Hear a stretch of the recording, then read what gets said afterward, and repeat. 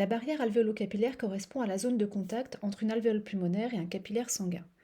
Sur l'animation, l'alvéole pulmonaire est présentée donc ici, avec donc pour la paroi de l'alvéole principalement des cellules appelées pneumocytes 1, représentées donc en bleu, et quelques pneumocytes 2 représentés ici en vert.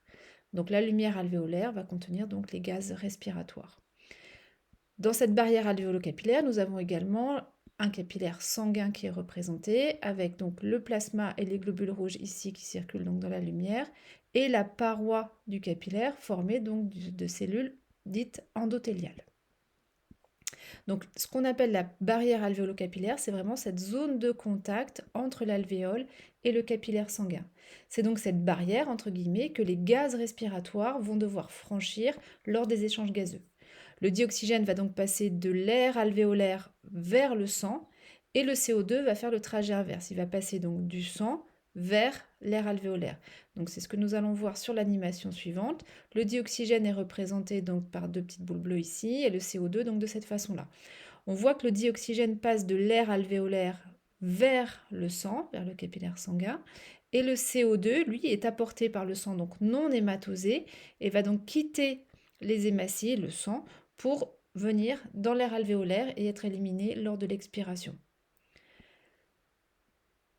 Donc ce mécanisme s'appelle l'hématose, c'est la raison pour laquelle on dit que le sang qui quitte les poumons est hématosé, il a en effet subi donc l'hématose. Pour permettre ces échanges, la structure de la barrière alvéolo-capillaire est particulièrement bien adaptée à sa fonction puisqu'elle va posséder une épaisseur très fine. En effet, vous avez seulement entre 0,5 et 1 micromètre d'épaisseur ici pour cette barrière alvéolo-capillaire. Donc entre le pneumocyte 1, un petit peu de tissu conjonctif qu'on appelle lame basale et la cellule endothéliale, les gaz respiratoires ont donc en fait en réalité entre 0,5 et 1 micromètre d'épaisseur à traverser. Donc ce qui représente donc une épaisseur très très fine, ce qui facilite donc ces échanges. De plus, je vous rappelle que les alvéoles sont au nombre d'environ 300 millions par poumon chez un individu adulte en bonne santé, donc ce qui représente une très grande surface d'échange de ces gaz respiratoires avec le sang. On avait dit environ 145 mètres carrés.